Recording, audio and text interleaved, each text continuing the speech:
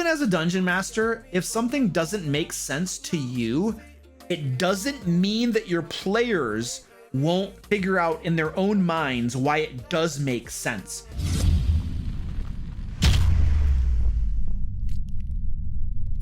Fool's Gold Into the Billowing Wilds is now on Kickstarter. Featured in the D&D YouTube series by Dingo Doodles, Fool's Gold Into the Billowing Wilds is an exciting new 5th edition setting for levels 10 through 20. It takes place in the world's deadliest jungle where everything wants to kill you. Delve into the Billowing Wilds, discover the rich lore of the world, and find out what happened to the ancient foreclaimers who disappeared thousands of years ago, leaving ruins, mysteries, mechanical dragons and dinosaurs, and awesome treasures behind. This adventure includes lots of new races, subclasses, character backgrounds and spells, and even a new sub-school of magic, oniromancy, the magic of dreams. Not to mention the extremely powerful soul magic usually reserved for the gods. The setting also features over 35 unique monsters, an advanced alchemy and harvesting system, hundreds of curses, and unreasonably wild magic. Back the campaign at foolsgold5e.com. You're referencing dungeon ecology.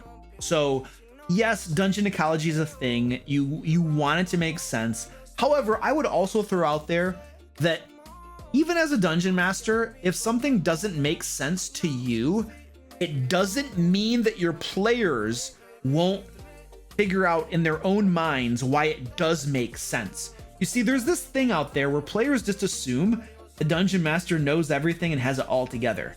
So if they come across a mega dungeon or something and it doesn't make sense to them, they're gonna sit there and be like, wait a second, it doesn't make sense.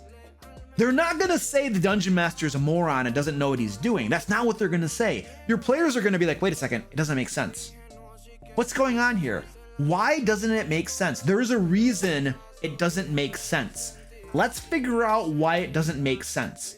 And then your players are gonna start conjecturing and coming up with ideas and rationale of why these things exist the way they exist. They're doing the work for you, dude. You can either just let it be and never say anything, or one of their cool ideas as you're listening to them, because you should always be listening to your players when they're talking among themselves, you pick one of their ideas and you're just like, yeah, that's why. That's why. You don't tell them, but you've now figured out why things are that way in your dungeon. Players go keep adventuring and stuff. And you, as you keep on planning things, now that you know why things are the way they are, you might put some hints and clues somewhere else in the dungeon as they keep going. And then your players run across those things and they're just like, aha, you see? That's why. I told you that was why. I figured it out. Remember 3 game sessions ago and I was like, this is why it was this way? Well, that's the truth. And that's why it was that way. And this applies to lots of things in the game. You know, introduce a mystery or a concept or a puzzle, something that you don't know the answer to, and your players will brainstorm and figure out answers, and you could just pick one of them. It's perfectly fine to do that. You don't have to have all the answers. Your players can provide the answers for you. I would say that for any dungeon, it doesn't matter if it's a mega dungeon or just a simple 1-level dungeon, you want there to be empty areas. The empty areas should have points of interest though. So if there's an empty bedroom, there's no encounter in there, there's no monster in there, something else could be interesting in that bedroom. They could find a book with some lore, some information that might be helpful later on in the dungeon. They might find a secret door that leads into a little treasure cache or something. Have there be a point of interest there, something interesting, because remember, the game is made up of 3 different pillars, generally speaking. You have combat, which is your encounters that turn out to be fighting. You have social interactions, which are your encounters that turn out to be talky. And a lot of times you might have a social interaction encounter that turns into a combat encounter as well. But you also have the 3rd pillar, which is exploration. And when you're in a dungeon and you're opening a door and it's empty in there and you go searching around and you find a secret door and you find some loot, that's exploration. And that appeals to a lot of different players.